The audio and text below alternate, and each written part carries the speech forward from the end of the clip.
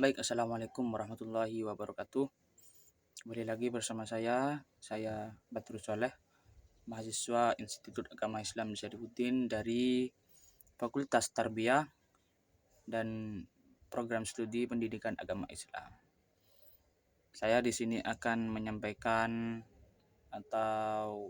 saya akan menyampaikan teori belajar behaviorisme, konstruktivisme, dan kognitivisme. Ini tugas diajukan untuk memenuhi tugas mata kuliah model dan strategi belajar mengajar.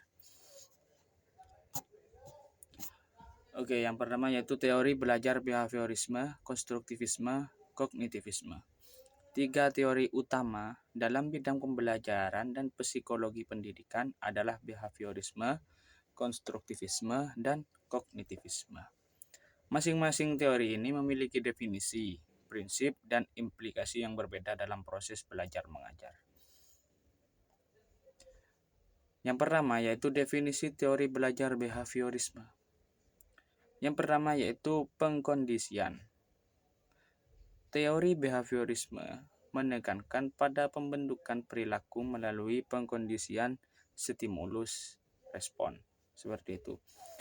Dan definisi teori belajar behaviorisme yang kedua yaitu peran lingkungan. Lingkungan adalah faktor utama yang mempengaruhi pembelajaran, bukan faktor internal individu. Jadi, peran lingkungan terhadap pembelajaran itu sangat mempengaruhi. Jadi, lingkungan itu adalah faktor utama. Jadi, peran lingkungan itu sangat mempengaruhi terhadap pembelajaran. Jadi, bukan faktor internal individu yang mempengaruhi pembelajaran. Lingkungan pun itu juga mempengaruhi terhadap pembelajaran. Yang ketiga yaitu objektivitas. Behaviorisme berfokus pada perilaku yang dapat diamati secara objektif, bukan pada proses mental. Itu terkait definisi teori belajar behaviorisme. Kita lanjut. Prinsip-prinsip teori belajar behaviorisme. Prinsip-prinsipnya di sini yang pertama yaitu penguatan positif. Penguatan positif itu adalah perilaku yang diinginkan diperkuat dengan memberikan hadiah atau penghargaan. Itu. Yang kedua, penguatan negatif. Penguatan negatif di sini yaitu perilaku yang tidak diinginkan dikurangi dengan memberikan hukuman atau konsekuensi negatif. Selanjutnya yaitu pembiasaan.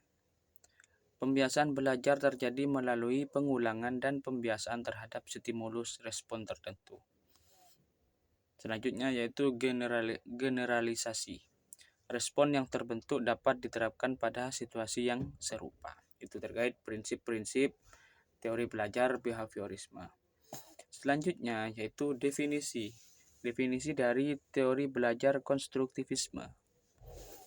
Yang pertama, peran aktif pembelajar. Yang kedua, konstruksi pengetahuan. Dan yang ketiga, konteks sosial. Yang pertama, peran aktif pembelajar. Pembelajar adalah pihak yang aktif dalam membangun pengetahuannya sendiri, bukan hanya menerima informasi. Itu definisi dari teori belajar konstruktivisme. Yang pertama yaitu peran aktif pembelajar, yaitu adalah pembelajar adalah pihak yang aktif dalam membangun pengetahuannya sendiri, bukan hanya menerima informasi pembelajar tersebut, akan tetapi aktif dalam membangun pengetahuannya sendiri. Yang kedua, definisi yang kedua yaitu konstruksi pengetahuan. Pembelajaran terjadi melalui proses konstruksi pengetahuan yang dibangun berdasarkan pengalaman dan interaksi. Definisi yang ketiga yaitu konteks sosial. Konteks sosial ini adalah konstruksi pengetahuan dipengaruhi oleh konteks sosial, budaya, dan lingkungan di mana pembelajaran terjadi. Jadi konteks sosial ini adalah konstruksi pengetahuan dipengaruhi oleh konteks sosial. Juga dipengaruhi oleh budaya dan dipengaruhi oleh lingkungan. Lingkungan di mana pembelajaran itu terjadi. Prinsip-prinsip teori belajar konstruktivisme. Yang pertama yaitu pembelajaran bermakna. Pembelajaran bermakna itu pembelajaran membangun pengetahuan berdasarkan pengalaman dan pengetahuan yang sudah dimiliki sebelumnya. Prinsip yang kedua yaitu berpusat pada pembelajar. Pembelajaran berfokus pada kebutuhan, minat, dan gaya belajar masing-masing pembelajar. Yang ketiga, kolaborasi dan interaksi sosial. Kolaborasi dan interaksi sosial ini yaitu pembelajar berinteraksi dan bekerja sama dalam membangun pengetahuan mereka. Jadi, pembelajar itu berinteraksi dan bekerja sama dalam membangun pengetahuan mereka sendiri. Selanjutnya, definisi dari teori belajar kognitivisme. Yang pertama yaitu proses mental. Kognitivisme ini berfokus pada proses mental yang terlibat dalam pembelajaran. Yaitu kognitivisme ini definisi yang pertama yaitu proses mental yang mana berfokus pada proses mental yang terlibat dalam pembelajaran seperti persepsi, memori, dan pemecahan masalah. Itu definisi yang pertama. Definisi yang kedua yaitu konstruksi makna. Konstruksi makna di sini yaitu pembelajar secara aktif membangun makna dari informasi yang diterima. Jadi informasi yang diterima itu jadi pembelajar itu secara aktif membangun makna dari informasi yang sudah diterima. Bukan hanya menerima secara pasif. Dan yang ketiga, peran struktur kognitif. Struktur kognitif yang dimiliki sebelumnya mempengaruhi proses pembelajaran dan pembentukan pengetahuan baru. Itu terkait definisi teori belajar kognitivisme. Selanjutnya, yaitu prinsip-prinsip teori belajar kognitivisme. Kalau tadi definisinya, sekarang prinsip-prinsipnya. Prinsip-prinsipnya di sini yaitu terdiri dari pembelajaran aktif. Yang pertama, pembelajaran aktif, yaitu pembelajar terlibat secara aktif dalam proses pembelajaran. Jadi siswa terlibat secara aktif dalam proses pembelajaran seperti melakukan observasi ataupun pengamatan, eksperimen, dan refleksi.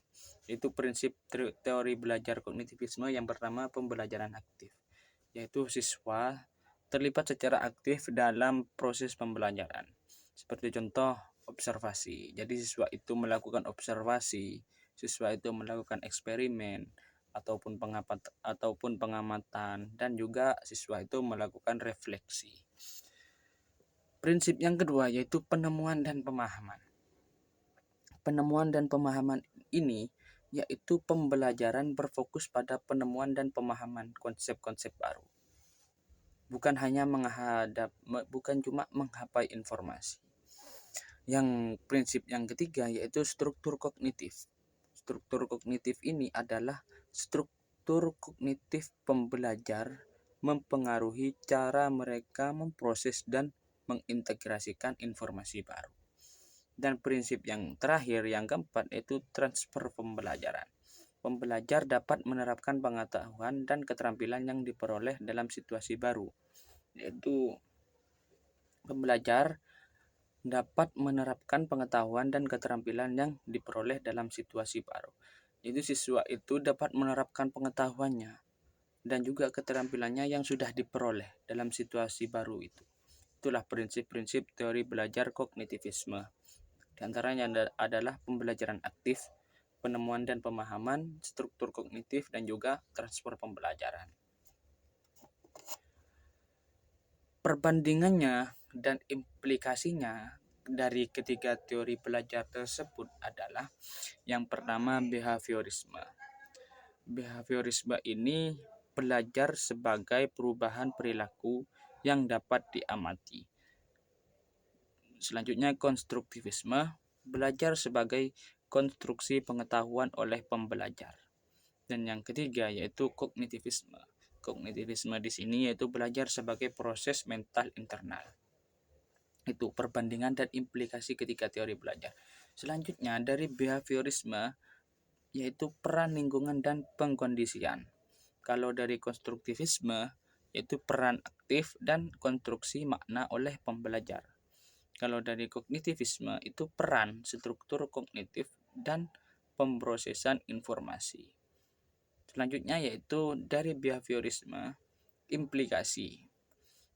implikasi di sini yaitu desain pembelajaran yang mengutamakan penguatan dan pembiasaan, itu dari behaviorisme. Selanjutnya, implikasi dari konstruktivisme, yaitu desain pembelajaran yang berpusat pada pembelajar dan mendorong konstruksi makna. Dan yang terakhir yaitu implikasi dari kognitivisme, yaitu desain pembelajaran yang mendorong aktivitas mental dan pemrosesan informasi. Jadi perbandingan dan implikasinya dari ketiga teori belajar itu. Jadi inilah perbandingan dan implikasi dari ketiga teori belajar, dari behaviorisme, konstruktivisme, kognitivisme. Mungkin cukup sekian penyampaian dari saya. Kurang lebihnya saya mohon maaf apabila ada kata yang salah ataupun penyampaian yang salah. Saya memohon maaf yang sebesar-besarnya. Apabila ada kesalahan dari penyampaian saya mohon maaf yang sebesar-besarnya. Kurang lebihnya mohon maaf. Wallahul muwaffiq ila aqwamit thoriq. Wassalamualaikum warahmatullahi wabarakatuh.